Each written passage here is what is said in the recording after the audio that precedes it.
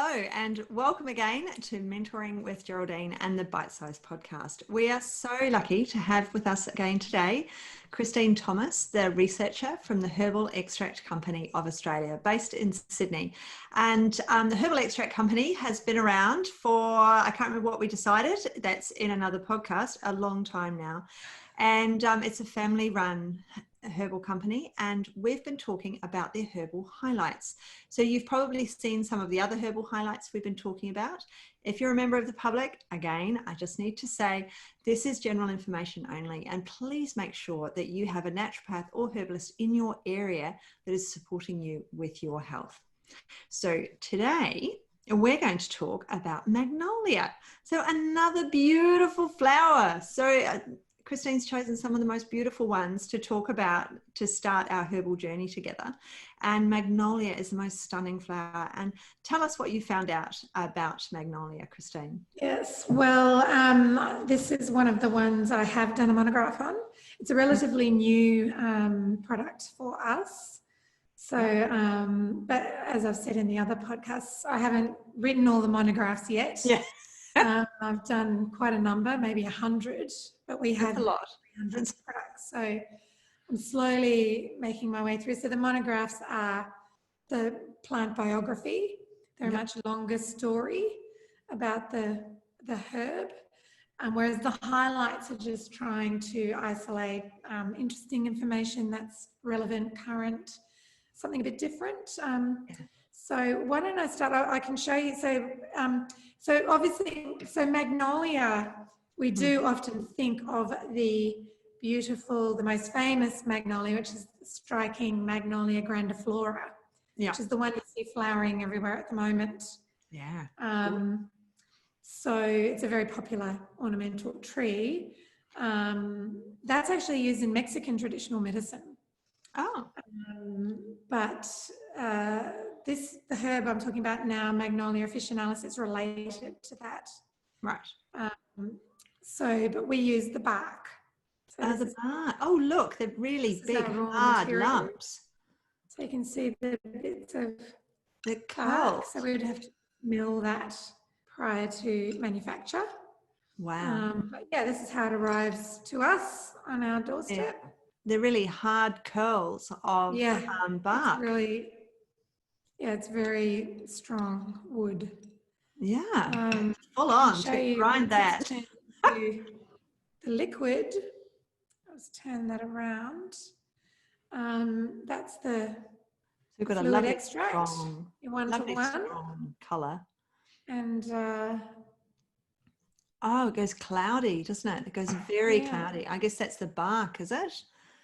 And it will be some of the constituents, and our technical director would probably be able to explain that better than me. As I said, I'm a researcher. I look at all the studies and write the plant biographies. I spend my life doing that and writing herbal highlights and also condition guides. But George Stefanovsky, he's our technical director. He is a wealth of knowledge when it comes to all of the chemical side of things, the constituents, and he does all our HPLC testing and TLC testing and identification and quality. And, we'll need to have a chat with him at some point. And it's a very delicate fragrance. It's very beautiful smell. So it comes from the Magnolia bark. So I wrote about that in the herbal highlight. So unmistakable, pleasant fragrance. Unmistakable, quite right too.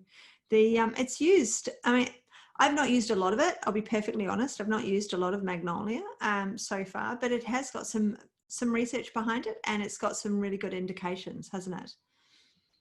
Yes. So it's it's from traditional Chinese medicine and Asian medicine. Japan, Kampo, traditional medicine, they use it as well, and it's really well known for its use in clinical depression and anxiety related disorders. So I think that's why it may be becoming very popular in Western society at the moment. And I think it's probably the perfect herb for the times during this pandemic. I'm sure there's a lot of people who are feeling anxious. And that's its main main indication is for depression. And I have a 2020 clinical trial, human Wow. clinical trial. I always try to just use human clinical trials. Yeah. Sometimes there isn't any, Yep. so I do have to use preclinical trials, but I don't like to focus on them a lot because while they're a good indication as to what they might be useful for, we cannot extrapolate those trials to human use. And it tends to happen quite a lot. It gets us in trouble. We saw that with elderberry when it was in papers. Yeah. So human clinical trials are great. And we have a 2021. It was 3 weeks for postnatal depression. Yeah. And it significantly improved the sleep quality of the women, the postnatal women, alleviated their fatigue and their depression. Wow. So, I mean, it's a small trial, but it's recent, and so it suggests that Magnolia is useful for what it traditionally was used for. I just want to enunciate what you said there. There was a slight lag in the pickup. You said in 2020 there was one. It actually sounded like you said 2021. So this hasn't been made next year. This was made this year. There was one written in 2020. We'll put it that way around. It's just there was this funny little lag in there, and you said 2021. So if anyone that's listening next year and wants to go and look it up, they will need to look for 2020. So definitely not. No, we're not in the future. No, not in the future. But, although this year, even though it feels like it. Yeah, it'd be quite nice this year if we could just cancel this year though and just be in 2021 already. I'm a bit sick of 2020, I've got to say. The where I've used Magnolia and the few times I've used it is for sleep. So I haven't used it for depression or postnatal depression specifically, as was in that study. And I hadn't thought of using it for fatigue either, but I have used it for sleep and get, the sleep maintenance, as we call it. So I've used it as part of, so in the academy, I talk about how I dispense through the evening. But with sleep, as with depression and anxiety, we've got a lot of homework, like in the home. Our clients have a lot of homework to do about their environment, about what's going on for them, about their behaviors, their food intake, their alcohol intake. So Magnolia as just Magnolia, without doing all those other things that your therapist will help you with, if you're a member of the public, or if you're a naturopath, a lot of that stuff is in the academy and it's in your training as well. You know what, sleep. So all of it's called sleep hygiene. And I always think that's quite a horrible name to call something sleep hygiene, but it's quite significant. And so as long as we've got our sleep hygiene in place, all of that getting ready for bed, turning off our devices, making sure we're relaxed, and then we take that Magnolia through the evening along with our other herbs and along with what we're doing and checking contraindications, we actually get that maintenance of sleep. And so it's a fantastic herb for that. It doesn't leave you groggy the next day. That's the thing with herbs that we use for sleep. It's not like a medication. You still go through the REM portions of sleep. You still have real sleep. So your sleep is restorative. Whereas with some of the sleep medications, you don't get restorative sleep. You just get, you just have downtime really. It's just lying down rather than standing up, and you're not conscious of it. And there can be a feeling the next day of not feeling so good after you've taken a medication. Whereas with Magnolia, you don't have that. You don't have like a hangover, like a drug hangover the next day.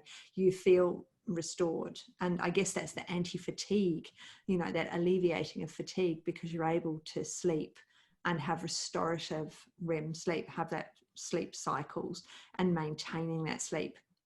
And you've written in your herbal highlight, a reminder to everyone, if you've only just come in new, if you're not getting your herbal highlights from the Herbal Extract Company, just get in contact with them. Kim is currently turning them into a book, which is even more exciting, she's just told us. So Christine writes them and Kim is in charge of all of the organising stuff. Is that right? Let's put it that way, the organising stuff. So with the herbal highlight, So you've talked about the sleep. Was that a study as well? I didn't have the problem with Magnolia. Actually, it was amazing to get that study because it's from the traditional Chinese medicine, tradition, TCM. They often, and we find this with a lot of the Chinese herbs, they use them in formulas. It's very common using them in formulas. So it's very hard to get studies on it that aren't in a formula. And we can't, I mean, we can use those studies. I don't tend to use them because, I mean, you can't say for sure if it's from the Magnolia. So there's actually not a lot of studies done. There is in vitro and in vivo pharmacological studies, but no human clinical studies about, you know, I found this one on the sleep and they were using a Magnolia tea, I must say, in that trial. So I didn't get a study on, there's neuroprotective activity studies, but often as well, and I tend not to use these ones either, where they're just isolating an active constituent. It's not, so the two sort of most famous are the magnolol and honocolol, which are what give it its fragrance. And a lot of the studies are done on those isolated chemicals, but again, we can't extrapolate that to the whole herb because, as we were talking about in another chat, then it's the synergy of all the constituents within the plant that make it work. So when you isolate them, they're going to have a different action. So I tend not to focus on those studies, but I do include them sometimes if there isn't anything else. We need to just see some information about how it's working. So there's not, there was a study done in a group of women. I'm just having a look in the monograph now, and magnesium. They used Magnolia and magnesium. And it alleviated mood alterations and sleep disturbances. So it was 44 women in a controlled randomized trial. And they took one tablet of Magnolia, 60 milligrams. But they also took soy isoflavones, some lactobacilli, calcium, vitamin D3, and magnesium. So they've got quite a few things that they've taken. And but that's the thing as well, if you see a practitioner, as we all know, we're prescribing to the client and to their needs. So some people will need vitamin D, some people don't need vitamin D. It's quite common to need vitamin D at the moment. And with Magnolia, so if I was prescribing for my client who's struggling to sleep, yes, I do all of the sleep hygiene, but they wouldn't just get Magnolia either. So for this one, but I wouldn't use any other Chinese herbs. So chances are I would be using Western herbs in a low dose for them to drink, like a tea. So I give it to them in the evening as a tea so that people are relaxing down. So for my prescribing, Magnolia would go in a mix with other things, adding the magnesium, the vitamin D. That's all the client, what our client needs when we talk to them, and that individualized prescribing when we speak to them. So it's a beautiful herb. And but it's amazing, those pieces of bark are so solid, the grinding to get them, the pieces of bark. What you were just talking about, I always think of that as bespoke herbal medicine, and I love the metaphor of comparing it to like when you go to a tailor and you get a bespoke suit made and it fits you perfectly. And if you compare that to an off the rack, the difference is so noticeable because one's made to fit you perfectly and one's just made for everyone else. So it is really important to go and see a practitioner to get that bespoke herbal medicine. Yeah, bespoke is a really good word for it because I could see, one day I saw 8 clients in the day. I had a little helper that day, and I shouldn't call her a little helper. She was a newly qualified practitioner helping me that day because I had to get through so many people. But 3 or 4 of them in a row had the same problem. They had or similar problems, but 3 or 4 people got entirely different things. And I remember her commenting on that. She said, they've all come in with the same problem, but you've actually only given one remedy the same for 2 of those. It was 4 or 5 people. So it's very much bespoke medicine because we're responding on what they're saying to us. We spend longer with them so that we can find out more. We can ask them the questions and we follow up. We follow up specifically with that client. How is it working? Is it working for you? And, and I always say to people when they leave, get back to me, tell me how it's going. You'll get an automated email tomorrow. If there's any issues, reply to me. And people will reply and they say, oh, I found it too strong, right? It tastes like mud, or, oh, I don't know what you were talking about. It actually tastes fine, Geraldine. You made it sound like it was going to be awful. Yeah. Everybody. That's our biggest problem. But everybody responds differently. And for some clients, I will reduce the dose massively. Other clients, I will have it at different times of day. And that's what this bespoke medicine is all about, is making sure we respond to the needs of the client.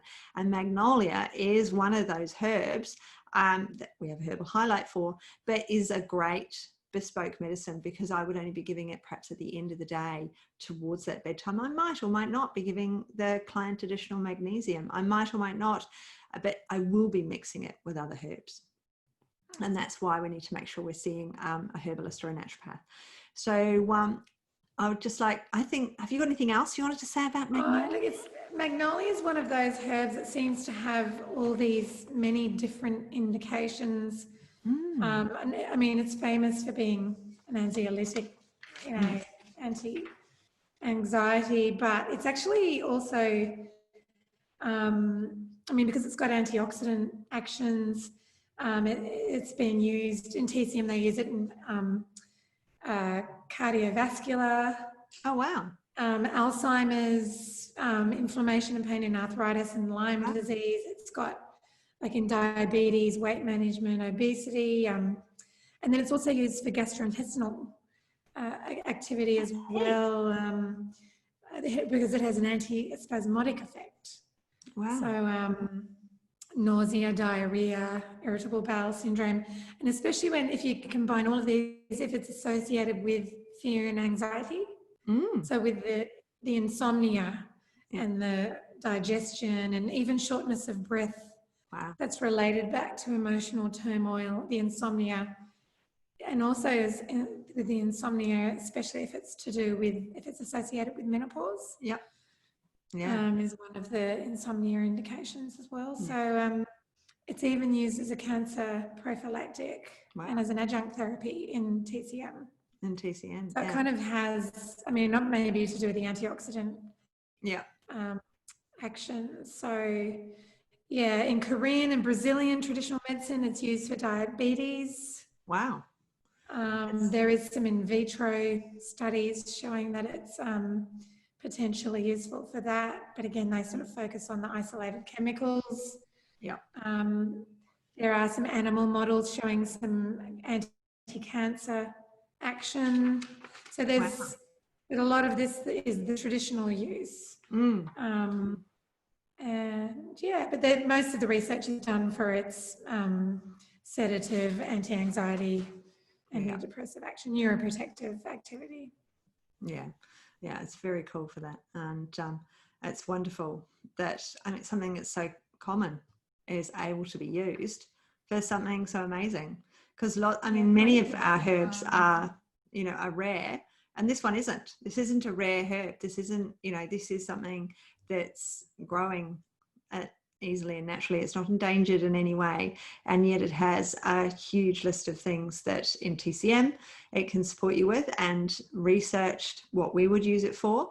Because in Western herbal medicine, when we're taking something from a different system like Ayurveda or TCM, we're using it for the biggest known choices. We're not using it for some of those smaller ones that wouldn't be our first choice, unless there were the other things that went with it. Because then it, for those people with all the other things that are going on and they're not sleeping as well, then you're going to go, oh, well, Magnolia is like triply perfect for you because you tick all of these. You tick all the TCM boxes, as well as all of the research boxes, as well as all of my, traditional knowledge boxes as well. So, and that means that we're making this bespoke medicine for the client, specifically for them and what they need. So just a reminder though, this is just generalized health advice, and you do need to see a practitioner before you start prescribing yourself any herbs if you're the general public listening. Practitioners, there is more in the academy related to this and all the other herbs that we're talking about. So now, is there anything we've missed?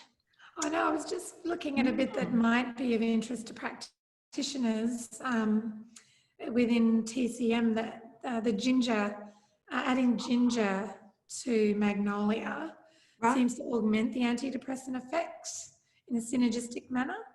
Wow. So, yeah, it says the synergism seems to be due to ginger making low doses of Magnolia more effective, but it doesn't appear to increase the maximum potency of Magnolia. So it might just be something to keep in mind, that it combines well with ginger.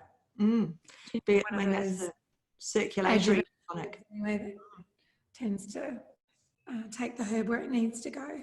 Yeah, ginger is a circulator, and it really does help move everything where it's meant to be. So it's a fabulous one to mix with it, especially if, I wouldn't necessarily give it to someone with sweats to get the exactly in menopause. No, but I might give it to them in traditional Chinese medicine and Japanese medicine kampo. It's really, Magnolia is really two of the most popular combinations that they have. Magnolias in them, and one's for lung health and one's for depression. And so it's the one for depression that the ginger is in. Yeah. Because I can imagine that it needs that circulatory tonic to really get it into where it needs to go, and to support the person as they need that uplifting from the ginger as well. So in the Chinese system, ginger, we've got all this upward, downward going on in the Chinese system that we won't go into here. And so, but that ginger helps that circulation. It helps things get in. Just like sometimes we need, pepper and spice to really get us moving. It warms you up. You have that hottest curry on earth and suddenly you're warm. And it means that all of those spices are circulating and they're going around the body. And sometimes we need to circulate those herbs to really get them in and get them functioning and get them across those barriers and sorting out our gut or whatever it is that we need to do to help us sleep, to calm us down, to get it into the nervous system. So it's a fabulous herb overall. So it's been lovely speaking to you again, Christine. Thank you so much for sharing your knowledge with us here on the podcast. And I hope to speak to you again very soon about another amazing herb that the Herbal Extract Company creates in such an amazing way. And maybe we can speak to some of your colleagues as well at some point to find out more about the manufacturing and how things, because we've seen all these different colors. Or those people who are on the YouTube channel have seen the different colors of the herbs once they're put in water, because they're all brown really. Most of them are brown in the bottle because it's a brown bottle. It looks brown, and then we pour it out and it's pretty well brown. And sometimes we see that color as we're pouring it into the measurer, and we see the color slide down the side, and we can really see that color. But once it's mixed into the water, it comes up with all its different constituents and how that happens. So maybe we'll talk about all of those at some point. We like to call it the vitality of our herbs. We sort of pride ourselves a lot on that. Yeah, you do have, because we don't do anything else to them. We don't change the we get them like this. And we just macerate and percolate them with ethanol and water. So there's no alteration. It's just the pure herb. Yeah. So it's very much the vitality. The vitality. How it's sourced ethically. It's sourced from, you're using the same sources a lot of the time for a lot of the ones, but you're still checking they are what they say they are on the packet. I know when I went there and I saw them. And it's an incredible facility that's there that you're upstairs of at the moment while they're all downstairs. I'm just outside the lab. Yeah.